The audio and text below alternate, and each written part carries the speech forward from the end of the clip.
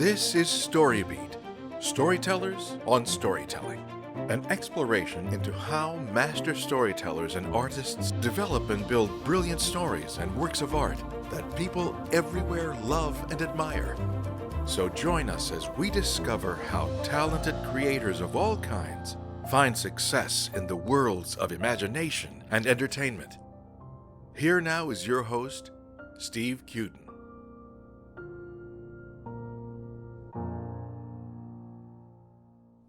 Thanks for joining us on StoryBeat. We're coming to you from the Center for Media Innovation on the campus of Point Park University in the heart of downtown Pittsburgh, Pennsylvania. If you like this podcast, please take a moment to give us a rating or review on whatever app or platform you're listening to. Your support helps us bring more great StoryBeat episodes to you. Well, my guest today, Randy Kovitz, is a veteran actor with credits across the entertainment industry. He started acting on stage in high school and attended Carnegie Mellon University of Drama.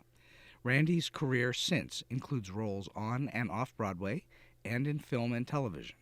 His career has also included writing, directing, fight direction, stunt coordinating, music, and teaching. As a writer-musician, he led the award-winning spoken word band Lies Like Truth for over a decade, recording and playing clubs in Los Angeles and New York. And it's a true honor for me to have my friend Randy Kovitz in the studio today. Randy, welcome to StoryBeat. Thank you. I'm very happy to be here, Steve. Well, it's a great pleasure to have you here, believe me. So tell us a bit about your history. Tell us where all this began. When did you start to act or think that you wanted to be a performer? Well, I've been told it's because I'm a middle child and I needed attention. I had an older brother who, when you go through all the albums from when I was a kid, all the pictures are of him. And then I have a younger sister who was the only girl. So people tell me that that's why I probably needed the attention. I actually started performing as a drummer. The first performing experience I had was lip-syncing Beatles songs with some pals of mine, playing cardboard instruments, touring my elementary school in fourth grade. So the Beatles really were was that like a year-long tour? Yeah, it was a seasonal thing, and our box office grosses were not too big, but we had a lot of screaming 7 and 8 year olds, and that was really the beginning. And then we moved around a lot, so I was kind of the shy kid, and I also didn't like science. So when I was in ninth grade, I had a choice to take either stagecraft or science, and I thought stagecraft. So I wound up building sets and running follow spot on a high school production of Camelot. And the after sort of meeting, when everybody went down to the basement of the theater and the director came out and everybody hugged each other and there was this feeling of camaraderie, that is really what hooked me on being a part of the entertainment world. Because I just love the fact that it's a group endeavor and that it's a collaborative effort and that it creates community. So that became a real important thing for me. Then, of course, later on, I was asked to audition for a production of Guys and Dolls, and when I sang my song I'd never sung in public, the director said, "Why aren't you in choir?" So I didn't know that I could sing. So I ended up playing Big Julie in Guys and Dolls. I got to wear a pinstripe suit and actually smoke cigars on stage as a 14-year-old. It was a different world back then. Got my first girlfriend, and again, the camaraderie. So after that, I was a big kid with a strong voice, and I could memorize lines, so I wound up getting a lot of roles in high school. I played Stanley Kowalski at 16. Wow. I played The King in The King and I, and Alfred Doolittle in My Fair Lady, and a bunch of other stuff. And then you were hooked. It was in your blood. It literally saved my life, I think, because I grew up in Southern California in the late 60s, and it was a town called Claremont, which had 6 colleges, and it was right after the Summer of Love and all that stuff, and the drugs were really pouring in, and I was experimenting with them a lot, and when I found the purpose of theater and friends, got me out of that world. I stopped playing in the band I was in because when I would rehearse with the band, we'd tune up for like 10 minutes and then play a song or two and then take a break and everybody would get high. and you just noodle for the rest of the evening. But in theater, we'd show up every night and rehearse for 2 or 3 hours, 4 hours, and at the end of 4 weeks, we'd have something. We'd do a show. And to me, that was kind of a no-brainer. So So you needed that discipline. I did. I needed the structure, and it really, really worked for me in a good way. It works for, I think, everybody that way if you stick to it, if you remain disciplined. And it's not a business where you can't be disciplined, really. No, it isn't. But I think just like in writing a character, you need the want as opposed to the need. Mm-hmm. My need really was to get recognition. And, as again, that middle child, my father came to every performance I ever did. Right. My parents would, they treated me special on days of the show. I had special meals. It was, it really got me what I wanted in a way. But I also loved it. I just loved the feeling of going on stage. And you liked the spotlight, didn't you? Well, I did. And I guess I still do. But it's changed. I mean, now I like the spotlight, but I like expressing myself. Mm-hmm. I mean, I've written a lot of my own stuff now, and I created things. You're at this point an artist in full. It's not like you're in training, although we're always in training. Yeah. But you've been doing this quite some time. I've been doing it for a long time, and yeah, I'd like to think that I'm an artist, but I always think that that's for somebody else to say. Like, sure, I'm a fight director, and some fight directors call themselves fight masters. I don't do that. I allow, if somebody wants to call me a master, that's fine. Mm-hmm. I do my job. Mm-hmm. Mm-hmm. So. Well, we're going to get into some of the stunt and fight coordination in a bit for sure, because I'm very interested in how you got into that to begin with, and I know a little bit of that history. Sure. But all right, so was there a point as you were working through high school, college, et cetera, beyond, where you actually thought to yourself, you know what, I am actually pretty good at this? Well, I think it was in high school because I got all this incredible recognition, Mm-hmm. and I also got cast in all the roles. People really disliked me because a lot of people would audition. They're jealous of you, is what they were. I would get but I would get the roles. And the funny thing is, though, I was a star of my high school, but then I auditioned for Carnegie Mellon University, and for some reason they took me. And I got there. Everybody had been the star of their high school. Of course. And there were people like, I don't know if you ever heard of Allison Frazier. Sure. She was in my freshman class. Wow. She left in the middle of the year. She thinks drama school is for the birds. I saw her a few years ago, and we had a discussion about this. It was fun. But there were people like her in my class. Mm-hmm. And out of 24 of us, 7 of us graduated. So it was they still had a cut system back then at Carnegie Mellon, and it was a very intense program. I really had my head, turned around when I got there. I thought I was going to be this big deal, and I realized, well, maybe not.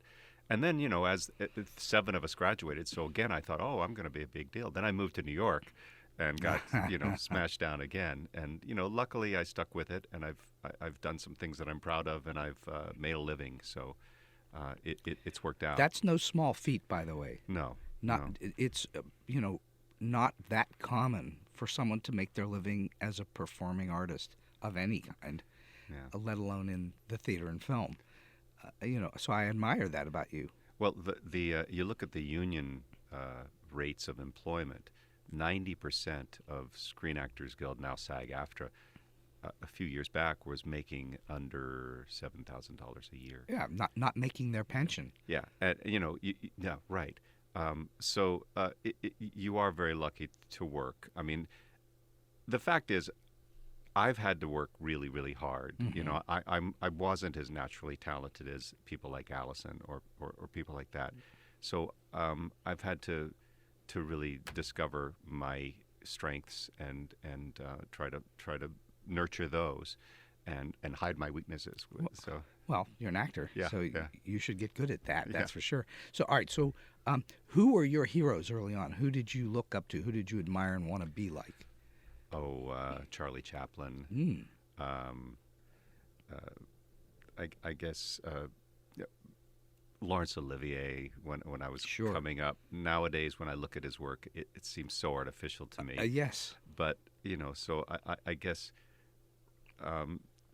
But go back and look at some of those movies from the 1920s and 30s. It Oh, was yeah. super artificial. Yeah. Oh, yeah. Oh, it was a very, very different style of acting, and he was brilliant, just Yeah, right, brilliant. right. I mean, his Richard III, all that stuff. But it's a different way of approaching things, and I've changed my approach many times over my career. It's had to become much more naturalistic and realistic. Yeah.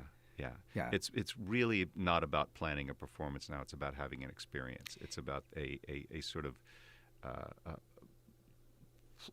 controlled out of control kind of thing. And correct me if I'm wrong, it's an in the moment, as much in the moment as you can get. Yeah. So you're reacting to what's happening, and yet it's still artificial in the sense that you've memorized lines. You're going to Right. hit certain marks. You're going to pick up certain props on certain cues. That's the conundrum with camera acting especially, Mm-hmm. is that with this very artificial world where you're, like I said, you're hitting marks. Sometimes you have to make sure your weight is on one foot rather than the other, so Right. you don't throw a shadow on your partner. Mm-hmm. The lens can be, inches from your face. There are people tugging and pulling on you, and at the same time, it has to be as fresh and truthful and spontaneous as if it were happening for the first and only time. How important is being relaxed to helping you achieve that? Well, I would not call it relaxed so much as focused. You need to have sort of a relaxed focus. Mm-hmm. If you're relaxed and general, that's no good. But if you're focused on, if you're truly, well, we're getting into the weeds now with acting technique, That's but all right. since I teach it, if you're truly focused on something, Mm-hmm. then you're not going to be self-conscious. You're going to be working from your instinct, Right. because you're focused on something else. It's like when you see children play. They are dead serious, but they're very focused on what they're doing. Right. And so that out of that comes truthful behavior. Mhm. So Yeah, and we can talk more about this later too. I just think that that's fascinating about how actors get into whatever it is that moment that you're trying to get to. And sometimes you do, and I assume sometimes you don't. And if you're really talented, the audience really can't tell. But then you know.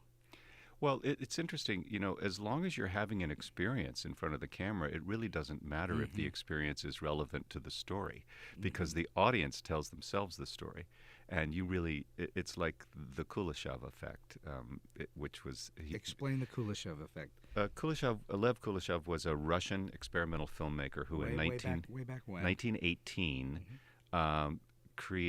did an experiment where he basically shot kind of a medium shot of an actor looking to the camera, not doing anything in particular, just looking. Expressionless.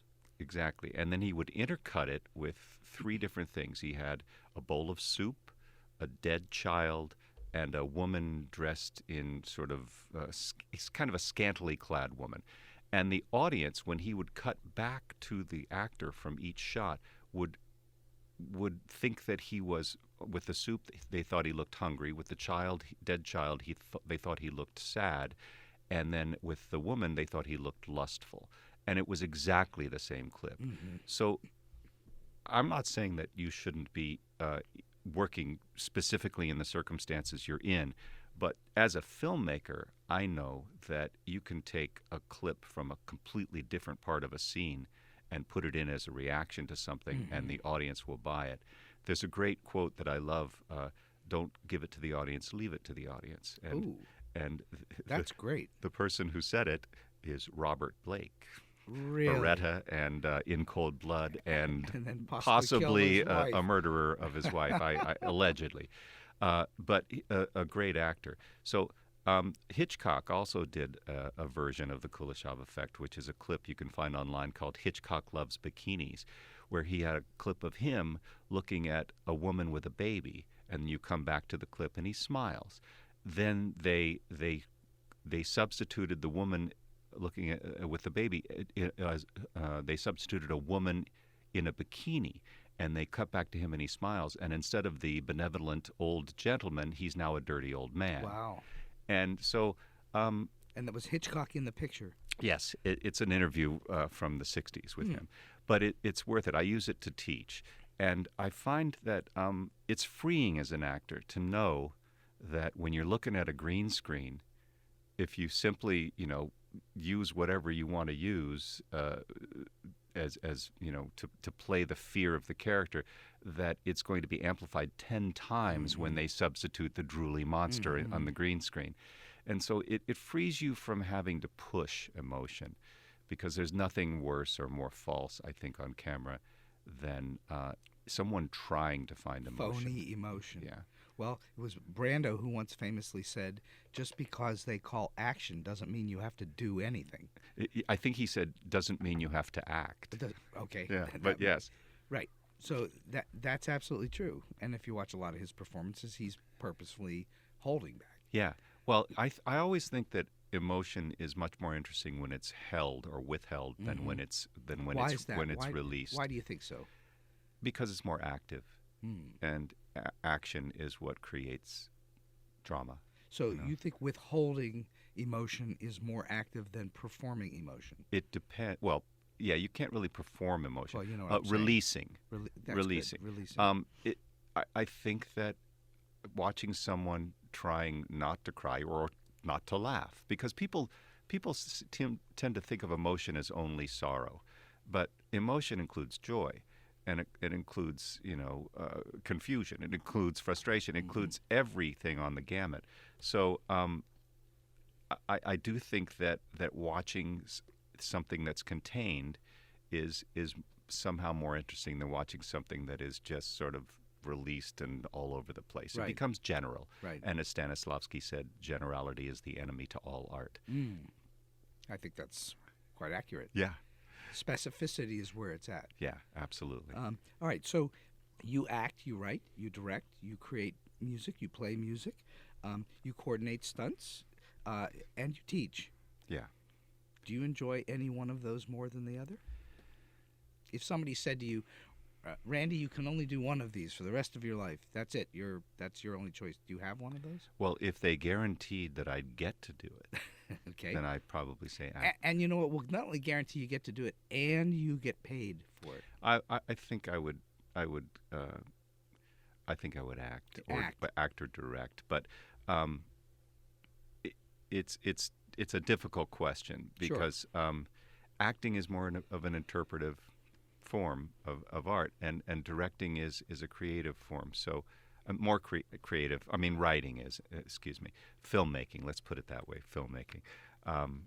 If you think of the filmmaker as the writer-director, which is the way I've always worked as a filmmaker, I've always written or co-written the things that I've directed. Sure. So you are the author of the piece. Yeah.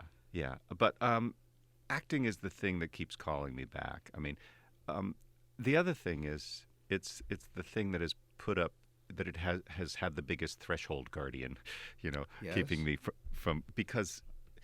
Acting is probably the most competitive of all those things, although screenwriting could be thought of as probably even more. I would say so. But they're both, the fight they're both thing, highly competitive, no question. Staging fights, which is something I love, and I've gotten, I think, pretty good at it, is something that has kind of fallen in my lap, and of course, as human nature dictates, it's the thing that I could probably do least, probably give up, but then I see other fights and sometimes they're really bad and I want to say, well, why can't they be better? So it pulls me in. Your question is probably the biggest dilemma in my life, what Plus you do what many to choose. things. Yeah. And you're a jack of many trades. Yes, I'm a multi-hyphenate. You're Yeah. a multi-hyphenate. I've always been that. And I don't know whether it's just because I can't sit still or that I started my band in L.A. because I was tired of waiting for people to give me a chance to perform. And I was already playing music and I was starting to write. And so it turned into a sort of spoken word, beat poetry, music band. But it also had stage combat. I had another drummer and we used to have a drum battle where we'd play off the sets and have a drumstick fight. That's funny. And then drop the drumsticks and pick up swords. It was I wild. bet that got huge howls, didn't it? It was very popular. Yes, we did a show that ran for about 5 months at a theater in L.A. where I adapted the band into a theatrical presentation. When you would do the sword fights, were you doing it in rhythm, like as if you were still playing drums? No, what we'd break out of the rhythm and have a real sword fight, and then I'd get disarmed, and he would start smashing my head on one of the congas, and then he would use that as the first beat of a groove that he was playing, and then we'd jump back on the drums. It was that's wild. great. It was a lot of fun. Oh, that's great. People liked it. I suspect part of that, correct me if I'm wrong again, is because perhaps you weren't working. You didn't have a job at that moment, so you were looking to fill that void with something creative. Well, the thing about being a working actor in Los Angeles in the film and television industry is even if you're considered a working actor, and I usually was, that could mean only working 10 or 12 days a year. Sure. You know, you do a commercial, that'll support you, but it's one day's work. Right. You do a guest spot on a TV show, it's a day or 2 or 3, and I also was playing roles that weren't feeding my soul. I was playing a lot of doctors. For some reason, I guess, you know, the glasses and the Jewish sounding name, that's what I would go for. You look smart. Thanks, I guess, because... You don't look like a big oafy doof. You look smart. Well, thanks, but those big oafy doofs are really fun to play. I know so they are. They're really fun. But unfortunately, the business you're talking about Yeah. is all about your literal physicality. It's about Yes. what you look like. Thanks. It's not about putting makeup on. My friend Cotter Smith always says, thank God for typecasting, because he has played basically, you know, a similar role most of his career. Sure. And fine, you know, as long as you can pay your mortgage, Well, it's fine. Ultimately, that's, you know, it's still a business. Yeah. It is show Yeah. business, and you Yeah. need to make a living and Yeah. eat. Yeah. And if you want to make that your living, then you're going to probably do a certain amount of that. But to get back to your question, Mm-hmm. I'd started writing. I was at a party for Carnegie Mellon alumni in L.A., and a woman who I had known at school told me she had started writing, and she said, you know, when you're an actor and you go to an audition, they say, you know, don't leave garbage on the floor, we won't validate your parking, keep it quiet in the lobby because we're auditioning. But when you're a writer and you walk into the room, they say, oh, can we validate your parking? Would you like some coffee or water? We'll be right with you. And I thought, oh, that sounds good. So we started meeting in coffee shops and just doing free writing exercises. And I started writing this stuff that was heavily influenced by Hunter Thompson and Frank Zappa, and eventually sort of Gilbert and Sullivan patter type stuff. It was pre-rap, and it wasn't rap because I'm not a rap artist, but it was language intensive, rhythmic speaking. Syncopated. Yeah. Very, very much so. And we did a record, and it was a really important part of my life. It was about a decade. And then when I moved here, I did a version of that show when I was a grad student at Point Park called Happy to Be Here. I did it down at the Bricolage Space, and it was part of my school. Part of, you know, I got credit for it. Right. So but I did that I started getting very interested in video and editing and stuff. So I did a mixed media piece with myself and a guitar player, and we had a drum set, and he played guitar, and the rest of the music was on the computer along with all the video, and we'd show video and stuff. It was an interesting piece, but it was very difficult. All right. So I know you've been extremely busy lately, so there's Yeah. been no time to breathe, really. Yeah. But there have been times in your career where you had lots of time to breathe, where you were between gigs. Yeah. What do you think is important for people who do what you do when you're between? What did you concentrate on? I concentrated on training. And what does that mean? Going to class. I studied for a couple of years in L.A. with a guy named David Kagan who has a film acting workshop, and it really changed the way I think about acting because we only worked in close-up. We worked knee to knee with two actors and split screen on the video and just close-up, and you really learn how to stop manipulating your performance. Really? You really learn how to just be there, just talk, just like we are now. It's not that that's all you do. Certainly, you know, the more work you do, beforehand, the better. But I do also, I would write when I wasn't working. I would try to train my body, try to work out and stay fit. I think that's really, really important for actors if they want to do anything that involves movement, or even if it doesn't, just being physically strong. It helps when you're on a set for 16 hours a day and trying to do stuff. And there is no real good training for that, is there? You just got to get there. Well, and also you have to realize that if you're on a show where everybody's been, I just did a day on Manhunt recently, and it was the very last day of a 10-episode shoot. Oh boy! Everybody was ready to go, so they were doing 2 takes. On a scene with 100 extras in a courtroom. I was playing a judge, my first judge. It was kind of cool, but you realize that everybody else was just there. Yeah, they were a little bit tired, but they were used to it. In 2013, I played. I was the acting coach on a show that shot here called Super Ninjas. Yes. And the first 2 weeks, I was incredibly exhausted. But after a while, you learn how to pace yourself, and that's what people on sets for 16 hours a day do. They learn how to rest and they learn how to pace themselves.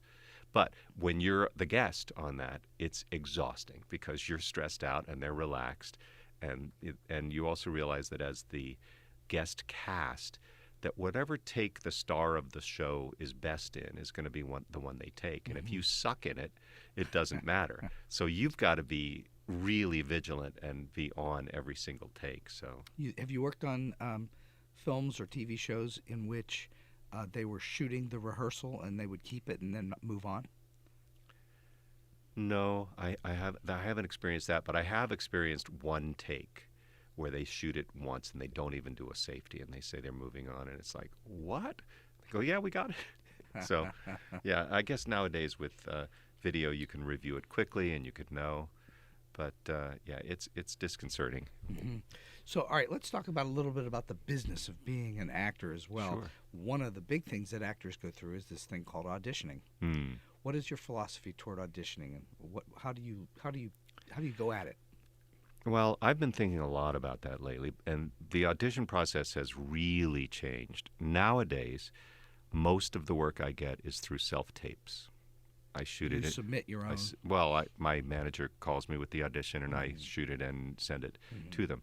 And I've been working a lot on those. But I don't think it's that different than being in the room. The main takeaway I've gotten from the thought I've been giving and the studying I've been doing on auditioning recently is that a good audition will not get you the job. A memorable audition will get you the job. So it's not that important that you don't make mistakes. It's not that important to get the lines perfect. It's not that important to even just let me just put it this way. What is important is to bring that character into the room and not necessarily walk in as the character, but when you're shooting or when you're auditioning, to bring that character to the scene and to allow something magical to happen, allow yourself to surprise yourself, allow something to happen that is just true, natural, interesting behavior. Because the fact is, if you truly allow yourself to approach anything as your true self and bring your own point of view to it without any prejudgment and allow yourself to be free in that moment, something will happen that's genuine and authentic, and there's nothing more interesting than that. How do you do that when it's just you? In other words, I assume when you're putting yourself on tape, I have a reader. Oh, you have a reader. Yeah, I always have a reader. Got it. Yeah. Occasionally, I've done it where I didn't have a reader, and I would read my lines wild and then put them in afterwards and leave spaces. But I see. That stuff now That can't be easy to do. It's hard and it's not as good, but there are ways to do it. There are apps now where apparently you can read the other lines in and they'll put them in. But I'm much more. I'd much rather have a real human being to work off of. But yeah. You do enough takes so that, I try not to do more than 2 or 3, but usually the second or third take, you're at the point where you're not thinking about the scene so much and you're just in the circumstances. I read something that Ed Harris, who's one of my favorite actors, and I was very, very fortunate to work with him on his first starring role. Those Night Riders. Yeah. And he's just a great guy and an amazing actor, I think, really one of our best, and unsung because he's not, actually he is replacing Jeff Daniels in To Kill a Mockingbird on Broadway. Oh, is that right? So that's going to be great. But he says that he was asked, how many takes do you like to do? And he said, I like to do enough takes until I'm not thinking, till we do one where I'm just not thinking. Because I think that thought is really the enemy to creativity. In that, I think in any art form, and I think you'd probably agree with this, that what you really are trying to get to is your unconscious or subconscious mind. I agree. It's never as interesting. A deliberate choice is never as interesting as an instinctual choice. And yet, at the end of the day, especially with writing, you still have to come back and use that intellect to make it all work. Yes. But even when you're using that intellect, if you're rewriting dialogue, for instance, you can still get struck by lightning.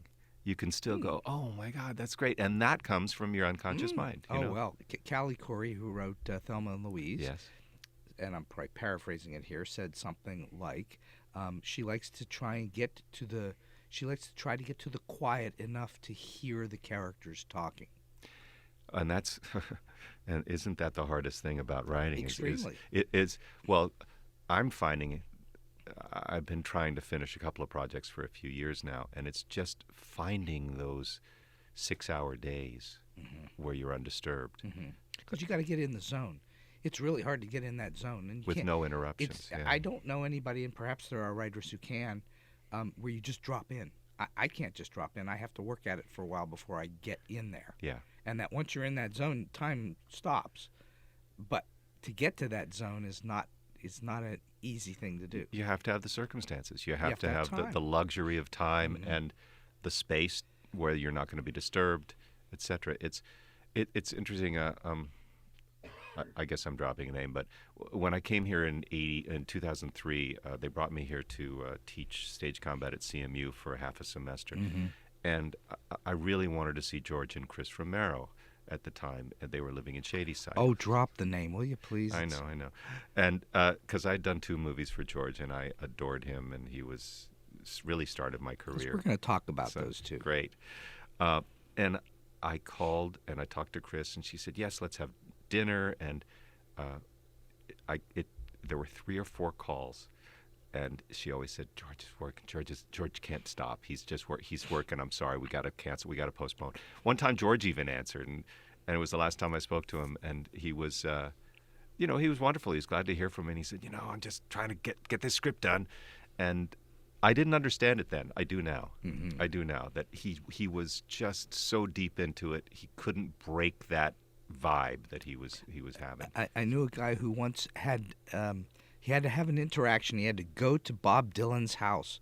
Oh, my God. To have an exchange about a deal with Bob Dylan. And he goes to Bob Dylan's house, and they start to have a conversation. And in the middle of the conversation, Dylan just went blank-eyed and wandered away because he had a thought and he wasn't going to lose it. So it's that you're talking about.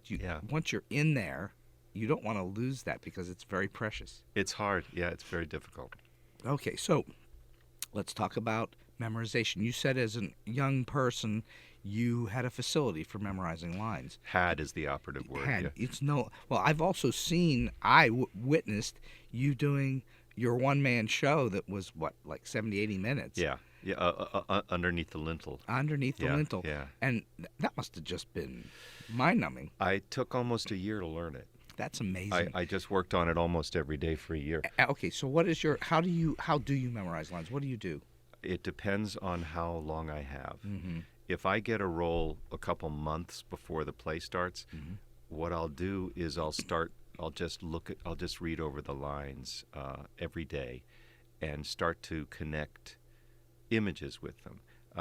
I read a book a number of years ago that changed how I learned lines. I used to learn them by rote. I used to look at the line, look up into the air and say the line, and then look back down and say it again, and then learn the second one and say both, and do that thing. And then I also sometimes use mnemonic devices. If, like, the first word of the next sentence begins with a letter that's in the last word of the previous sentence, I'll connect those things. It helps me. But I read a book called How to Stop Acting by Harold Guskin. I heard about it on the set of Super Ninjas when one of the directors had worked with him. And he had he just passed away recently, but he was Kevin Kline's coach and James Gandolfini's coach. And he had a way of learning lines that I tried, and it really is amazing. It's basically that you look at the line and then you exhale so that you're not doing any, fake, phony voice stuff. And you wait for an image to hit you. It doesn't matter what the image is. It could be, your dog, and it's not substitution or sense memory or anything like that. You just start to connect images and make discoveries, and you just say the words of the line. You do it 2 or 3 times. Then you go to the next line. And you go through the script easily like that, 3 or 4 times or more, until the lines start to just stick. And the cool thing is you've got all these associations with the lines. And it's not like you call those associations up when you work. You continue on stage as you're doing it to just allow whatever happens to happen, but you then know the lines. It's based on a visual image in your head. A visual, it can be any sensory image. It can be a smell, it can be a touch, it can be anything. But it works quite well. I've also been doing an interesting kind of work. I mentioned Cotter Smith, who had been the head of the graduate acting program at the New School in New York. Right. And he worked with a guy named David Chambers, who coincidentally I had done some fights for years ago, but it doesn't matter. David has been exploring this last period Stanislavski technique called active analysis. At the end of his life, Stanislavski had had a heart attack and he was at home, and he started to realize that all the work he'd been doing, all the table work and analysis work he'd been doing with his actors, all the objective, obstacle, all that stuff, had been getting his actors in their heads. Way too much. And he wasn't getting the essence of an actor or of a character until 2 or 3 weeks into a run. And so he started working in an opposite way. He started putting the text last, and he started working physically. And it's a series of exercises that he called etudes, where you read a scene, do a cursory analysis and talk about the scene, and then you get up, and the first etude is completely silent. No words, no sound. You just move around with the other actor on stage and physically play out the scene. Then you go back and do another one, a read through and analysis, and then you pick out a charged word, 1 word from the scene, each actor, and a charged phrase, like a 3 or 4 word phrase. And that's the only sound you can make. You do the same type of improv, and you do that. And then you do the same thing again, and you go back and you do the scene in your own words. But I'm telling you, it sounds a little improv-y, but I got to say, you reach the point physically with a character where you are really working as the character almost immediately, like in a day instead of 4 or 5 weeks. Wow. It's really extraordinary. And the idea was, now, of course, Stanislavski worked on Molière, Chekhov, and Shakespeare with this work, but he would take 6 months to work out a show. We don't have that. No. But it still is extremely useful, even just in learning lines and things, to physicalize the line first before you ever think of what the words are. All right, so let's talk a little bit about directing and choreography, stunt choreography, fight choreography. Where did that come from? Well, I was not a super athletic kid in high school. I was kind of the hippie kid, as I said. I did theater, and I smoked a lot of pot. But when I went to college, there was a fight teacher named B.H. Barry, who is a British fight director, and he's still a good friend of mine. He's less active than he used to be, but he's still working at the Metropolitan Opera and other places. He came to Carnegie Mellon. Earl Gister, who was a famous, wonderful guy who was the head of Carnegie Mellon when I went there and subsequently went to Yale, brought B.H. in. And he got us doing stuff that I never thought I could do. He had a way of teaching stage combat that was so actor friendly. It was not about technique, it was about acting. It was about objectives. So, if instead of teaching you a lunge in perfect form, he'd talk about what it would take to puncture through, leather and armor and fabric and actually stab somebody. And you would learn through that objective thing, through those objectives, how to do a lunge, and it became much more sort of embedded. So I worked with him for 3 years at Carnegie Mellon. He brought Paddy Crane, the famous fight director from Stratford, Ontario, who was Errol Flynn's stunt double in the 50s, in to work with us a little bit. And anyway, so when I finished Carnegie Mellon, I was getting pretty good at it, and which surprised me, but it was fun and I enjoyed it. And so when I went to New York, I apprenticed with him at Juilliard, Circle in the Square, NYU, private classes, every show he did for a couple of years. It was a true apprenticeship. And so after about 6 years of working with him, the deal was he would train us for free, and there were about 8 of us. But we absolutely could not use his name or choreograph or teach using his name until we both agreed we were ready. Right. And so at one point he said, "Randy, I think you're ready." And I said, "I don't think I am." So I stayed a little while longer and eventually started going out on my own, and he would send me jobs that he wasn't able to do, and my career started that way. And I had some very lucky breaks along the way. I did the world premiere of Burn This at the Mark Taper Forum. Oh, is that right? You did the world premiere of that? Yeah. And then when it went to Broadway, I was hired to cover 2 roles, which was great. And I got to go on with John Malkovich, which was a wonderful experience, really great. I'm sure. And then I also did the first full production of Angels in America, which was at the Mark Taper Forum. When it moved to Broadway, they had a new director, and there was a lawsuit, and I wasn't able to be hired for that. But I also did the Kentucky cycle on Broadway, which was another one. Well, that's big shows. So yeah, big muscular shows. I've done some big stuff, and I've done about 14 Romeo and Juliets. I was the fight director at the Utah Shakespearean Festival for 4 seasons. Huh. So I've done a ton of Shakespeare, and it's always been one of the things that kept me from having to work outside the business, which is great. But one of the reasons I moved to Los Angeles from New York in about 1988 was because in New York I was really only being thought of as a fight director, and I was having a hard time getting acting work. So when I moved to LA, I worked more as an actor, and then started working even more as a fight director. So I realized finally that I should just Embrace go with it. Yeah, and it all sort of works together. And sometimes I do both in one show. Like I just did a True West for Bare Bones, right. Patrick Jordan's company out in Braddock, and I did the fight, but I also played Saul, the producer, which was a lot of fun. Is it relatively easy for you to put those 2 different hats on while you're working? It depends. If I'm in the fight, that can be difficult. I did a Henry IV Part 1 at Yale Rep where I played the Douglas, which is a huge fight role.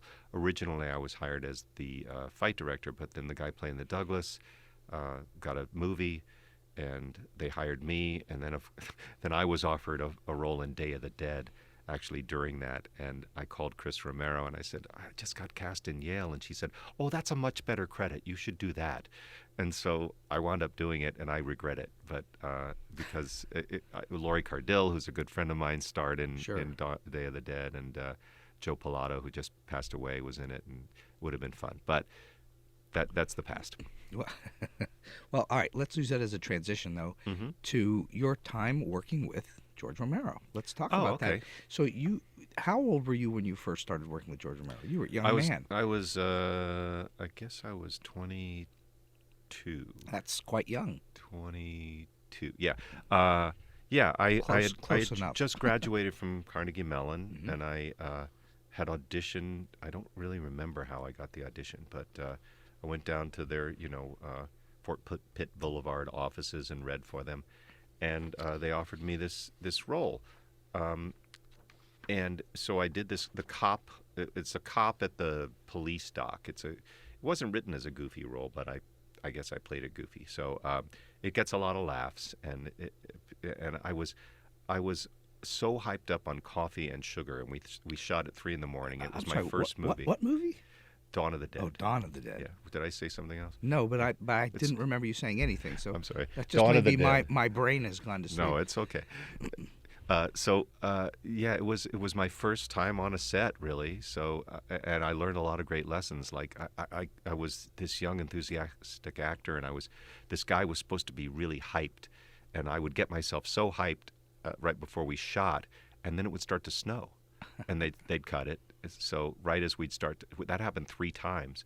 Finally, I learned my lesson. I said, I'm going to wait till they say we're rolling, and I'll say, give me a second. So I did. In any case, I did that role, and then Tom Savini, who was I knew from Carnegie Mellon, he was on a fellowship there then. Tom Savini, the great special effects makeup artist, actor, director, friend, he hired me on the makeup crew. So I was making up zombies out at the Monroeville Mall for weeks and weeks at a time. And there were all these bikers, and I was in a theater company here in Pittsburgh, and I had grown a beard since I'd done we shot the cop scene in November, and it's about January now. We're working in the mall. So one night I borrowed a leather jacket, and some mirrored sunglasses, and put on a scarf and some boots and some other stuff, and just showed up on the set. And George didn't recognize me, and finally when he did, he said, "Hey, Randy, you want to work tonight?" So I played one of the bikers as well as the cop. Oh, wow. And so that was a lot of fun, and I have 2 roles in that, and I've been going to there've been some conventions recently for Romero fans, and I was out at the mall, and I realized what I really should have done was had George had them make me up as a zombie of the cop I'd played earlier and shown up at the mall. But 40 years later, you get the best ideas. So. It's just another overnight idea. Mm-hmm. Okay, so what was it like to work with him? What was special about him? He just was always smiling, and he was intense, and he ran a good set, and he had a very loyal crew. But he was just this big bear of a man. Whenever you saw him, he was glad to see you. He just had a real a wonderful demeanor. I just always liked him. What was it he did that made the sets run so well? I assume he was not a yeller and a screamer. Not at all. He was super quiet. He would just smoke cigarettes and drink coffee and talk to people. But what he did was what I think all great leaders do. He delegated and vacated. He had Mike Gornick was a terrific DP. He's not doing it anymore, but he's still around, and he's a great guy. He knew what he was doing, and they had worked a lot together doing commercials and things as well. So he just had a really great crew, and it's hard to quantify exactly what was so great about him. He had a vision. He knew what he wanted, and there was no waffling. And people all worked together and seemed to be happy, and they worked very hard. I did another one with him called Night Riders, and that was a pretty tough shoot. I mean, we were working outside a lot for 14 weeks over the summer, and we had a lot of rain, and there were stunts and motorcycles, and it was a big, big, sprawling movie. But George still, he just worked so hard. I don't think he slept. I mean, we had dinner a few times during Night Riders, and I just remember him going back to his room and not believing that he would be sleeping. He'd be planning the next day's shoot, and he was up and gone before any of us were up. So, having somebody who works that hard and is that dedicated and has that kind of vision, his scripts were, I think the script for Dawn of the Dead is like 235 pages. Oh, is it really? I mean, I still have it. Yeah, it's about that thick. It's ridiculous. So we're not seeing the whole thing. Oh, no. And George's movies were always long.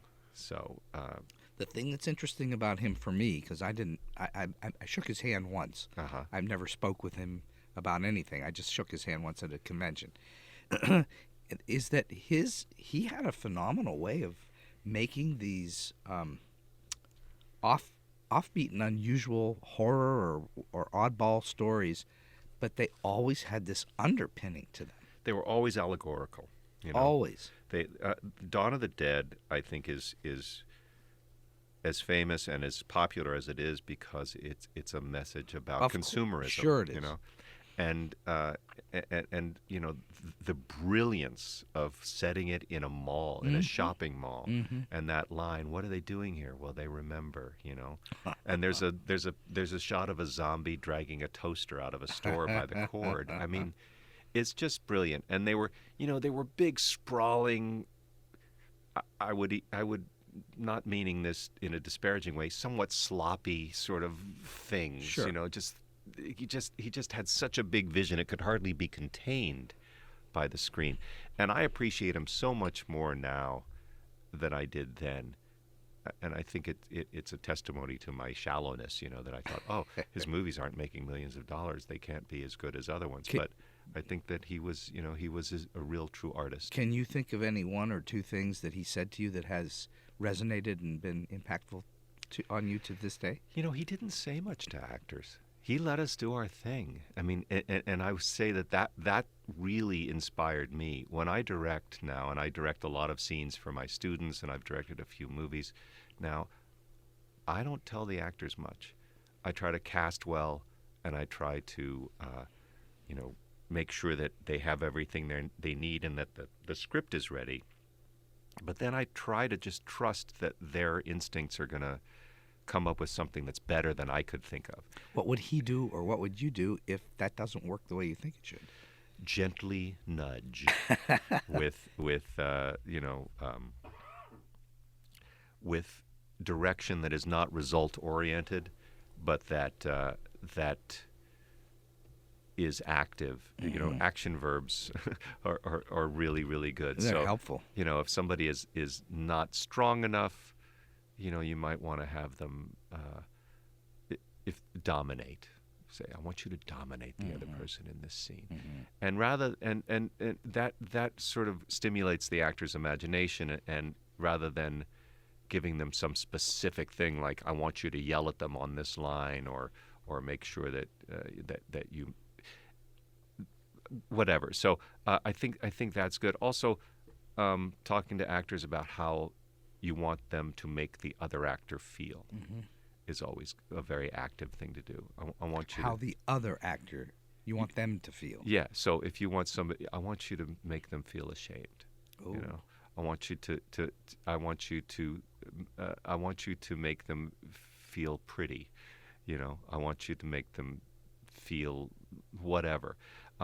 Earl Gister, the gentleman I was talking about who was the head of Carnegie Mellon, when he would teach Chekhov, he talked about that as far as having an active thing to play, that it gets even more specific if you think about how you want your partner to feel. So A lot of it has to do with placing is the wrong word. I was going to say placing, but a lot of it has to do with getting outside of you and only dealing with the other people in the scene. Right. That's an improv trick that I use a lot when I teach, is make the other character look good, make your partner more important than you in the scene.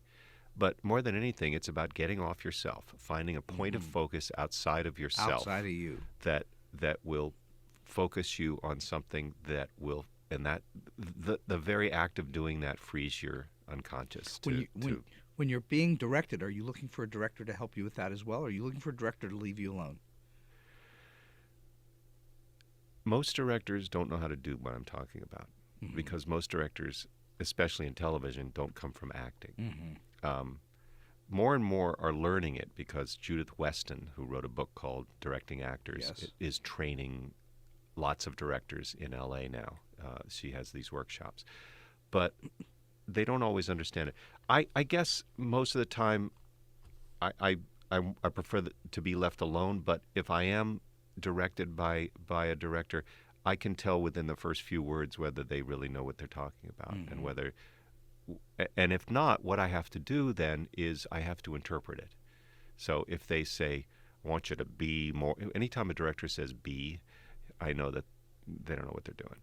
Because you can't be anything. You can only do things. So if a director says, I want you to be meaner to him, I'll think, oh, okay. What I'll do on this next take is I will demean this person, or I will make them feel small, or I will make them feel, ashamed of themselves. And so you have to you have to interpret it.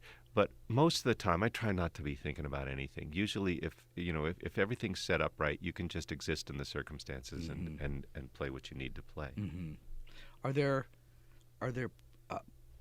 obviously as a working actor, you're going to go up for parts that are available.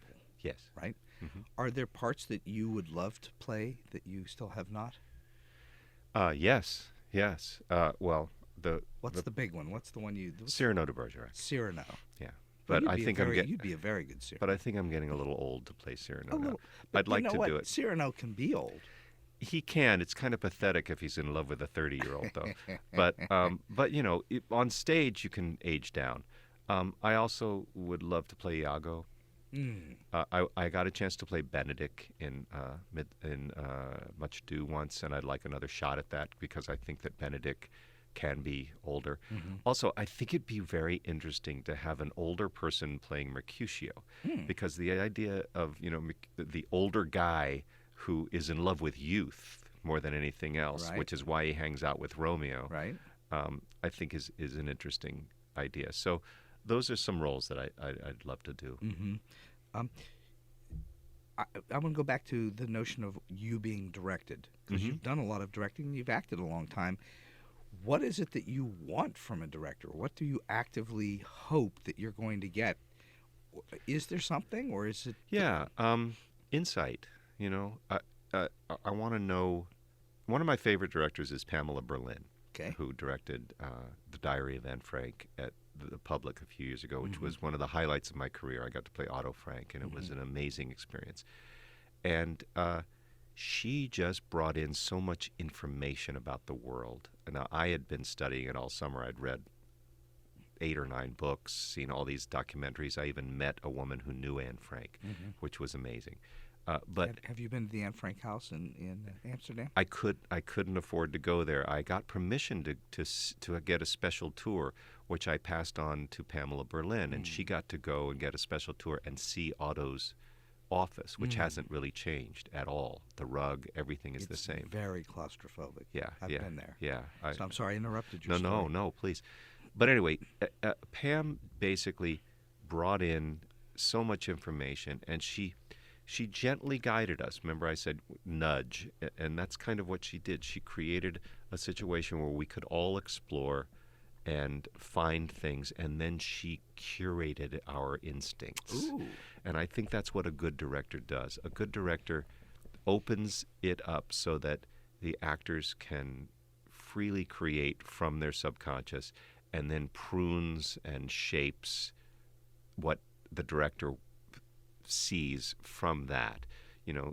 I was talking about active analysis. When you're doing these exercises, you'll find these amazing moments that happen, these sculptural moments where two actors are kind of interacting and almost intertwining. And as a director, you just want to grab those and say, okay, that physicality, we're going to put that into the scene, So I think that a good director, if the director has good actors and the actors are working well together, basically sets up a hothouse where everything can grow. Interesting. And did you direct yourself in Underneath the Lintel? I co-directed it with Cameron Knight, who was at Carnegie Mellon at the time. And Cameron was kind of my third eye, second eye, whatever. And he shaped it a little bit and helped out with the tech, because I couldn't really see what was going on. But I kind of, it was a collaboration between the two of us. But you instinctively had your own way to go at it. Yeah. It's such good writing. Glenn Berger is the author. He's famous for being the first book writer on Spider-Man the musical, the infamous production a few years ago. But he also wrote a tell-all book about it, which kind of got him blackballed from things. But he's writing again. But the writing is just so evocative and so good that, I don't know, it just kind of pulled me along. And I worked very hard on the technical aspects, the physicality of the character, the dialect, because it's Dutch, which is tricky. Oh, it's a big experience, and to see you with an accent and the whole 9 yards. Yeah, it was very. I'd like to do it again, but big challenge.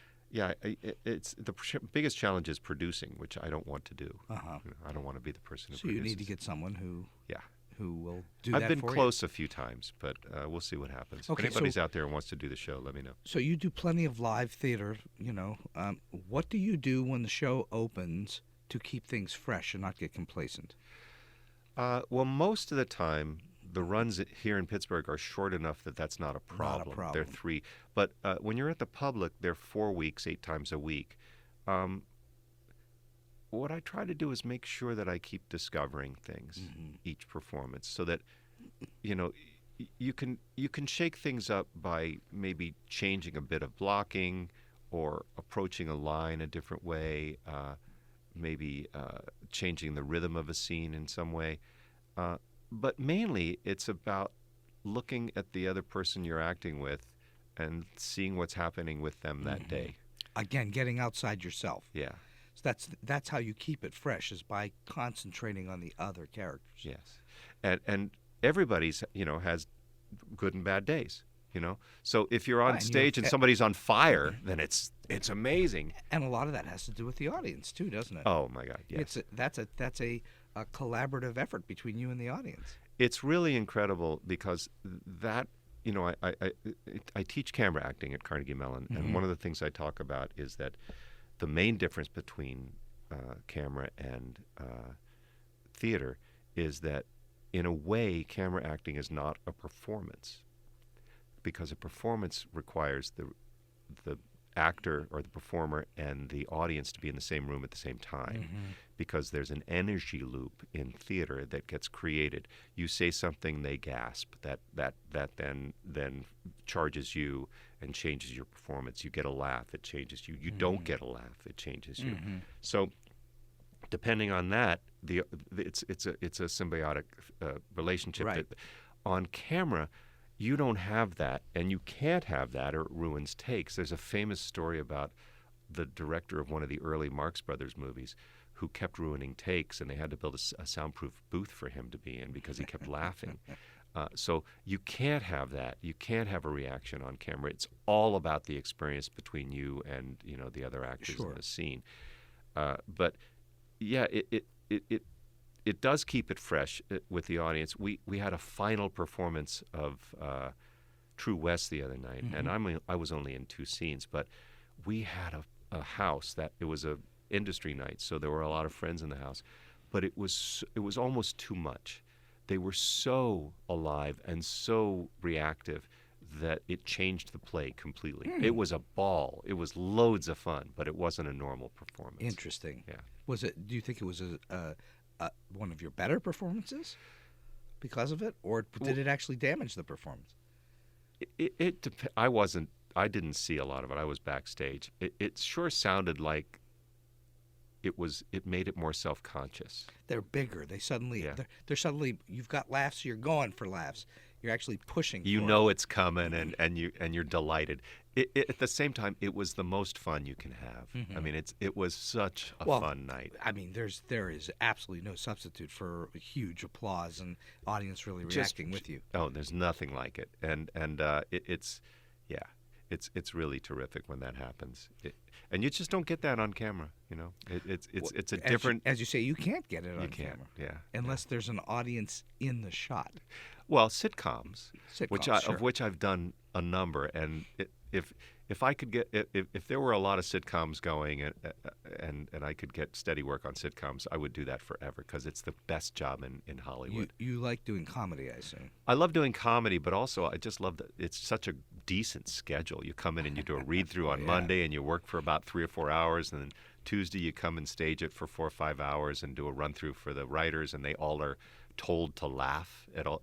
You've probably experienced that. I have. And then Wednesday, you do the same thing. Thursday, you have camera rehearsal, and Friday, you get 2 audiences. You get to do it twice. It's a ball. My favorite thing is to watch writers who've written the episode that's being shot, and even though it's gone through table writing and all the rest of it, they get to the reading in front of an audience, and they're the ones purposely laughing louder than anybody else. They don't want their jokes cut. No, that's what right. it is. That's and even in the exactly right. run-throughs, especially the network run-throughs, they are all laughing at everything. Everything. They just laugh at. Why are you laughing at that? Oh, but it's a big guffawing laugh, you know. Well, I learned a lesson early on when I was a smartass. I went into audition for the new Bob Newhart show. Yes. And it was a waiter. And the idea was that it was such a fancy restaurant that nobody was the waiter. There was the water guy and the sommelier and the bread guy. And I had like 2 lines or something. Here's your something. Are you the waiter? No, I'm the water guy. Whatever it was. The whole room cracked up. And they said, oh, that was great. And I said, yeah, well, 4 years of Shakespeare training. I'm good at this. Of course, I didn't get the role, but it taught me a good lesson. Well, you know, there's no small parts. Yeah. Only small paychecks. Oh, that's correct. So we've been chatting here for over an hour, believe it or not. Fantastic. And so we're going to kind of wind this down. Sure. You have clearly worked on lots of different projects over time. You've worked with lots of different people. Do you have a story or two that you can share with us that, oh my God, that is either oddball, offbeat, quirky, weird, or just plain flat out funny? I have many, but I'll tell you one that is one of my favorite moments. I was very lucky to be cast in a production of Othello, a small role, with James Earl Jones and Christopher Plummer. Oh, wow.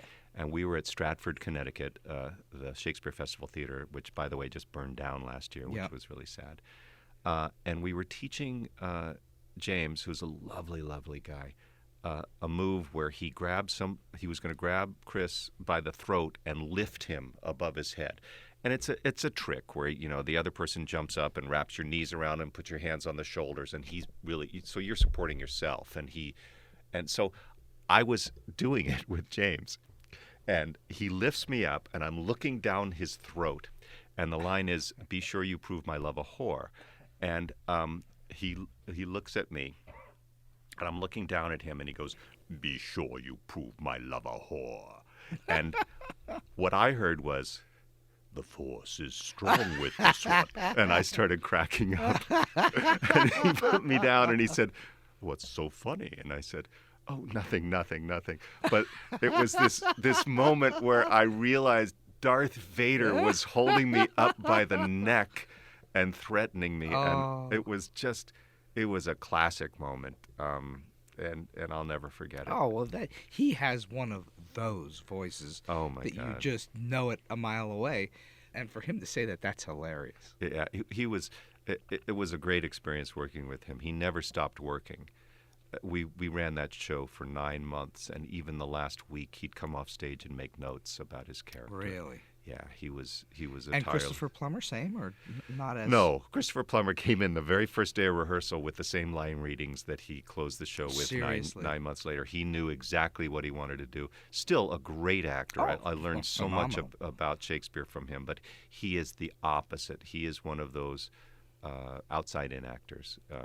But his way with text was incredible. He's the guy who taught me to really, you know, push the energy of the line through the very last word, and it taught me a lot. Did you actually have that conversation with him? Yes. About pushing the energy through to the end of the line. Yeah. He's a phenomenal actor. He's been in so many wonderful things. He's amazing. I had a really he was not so crazy about me. Really? Yeah. Why? Well, I dropped a line during rehearsal for Henry V, which was before that. But I then got fired from Othello, and I was down in Washington, D.C. teaching a stage combat workshop, and I got called, and they said they want you back. People are getting hurt, so they want you to back in the show. I said, wow. Okay. So I said, but I thought Chris didn't want me because I thought I was fired because, you know, Chris wasn't crazy about me. They said, no, Chris says it's fine. So he was pretty cool to me most of the time, but there was one performance on Broadway where I was mad because I had been at Juilliard in the afternoon assisting B.H. Barry, and they were having the big fight contest at Juilliard, and I couldn't go because I had a show. So I was kind of mad. And Broadway show. Yeah, Kelsey Grammer was in the show too, and he and I had this exit after we tried to arrest Othello at the beginning, where we walked downstage, and then there were stairs that went on both sides down into the orchestra pit, and we kind of look at each other and give each other a sort of a screw you look. And then I turned to go down the stairs, and I missed the first stair. And I fell all the way down the stairs with a sword in my hand, right behind James Earl Jones. And I get back, I brush myself off. I wasn't really hurt badly. And I go up to make my entrance, and I'm about to enter, and Chris Plummer is standing next to me. And he looks at somebody, and he goes, "This is our movement expert." That's hilarious. So I had great stories with both of them. I could go on, but too many. At that moment, you could have been called the stunt uncoordinator. Yes, exactly. Exactly. So I was way too big for my britches. Oh, how long ago was that? When was that? 1981. Oh, so that's almost 40 years ago. Yes. Wow. Yeah. Wow. And he's still working. He just, he's doing great. He's in his 80s now. He was, 50 Well, he something. just won an Oscar a couple of years ago. Yeah. I mean, he's Not bad. Sound of Music and Yeah. all the rest of all these great stuff that he's done. All right, so do you have a solid piece of advice or a tip for those who are just starting out in the business, or maybe they're in and trying to get to that next level? Yes. Never forget the basics.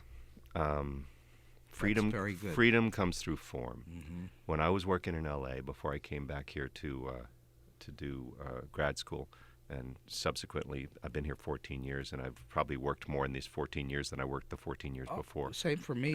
And so what I learned was that I'd been reactive. I'd been learning my lines, going on the set, and hoping for the best. And what I do now is I dig in. I really do the homework, who am I talking to? Who are they to me? What are my circumstances? Right. Where are the beats? How does this scene work? Breaking it down. But also as a screenwriter, you can sit down at your typewriter and write fade in and just go from there.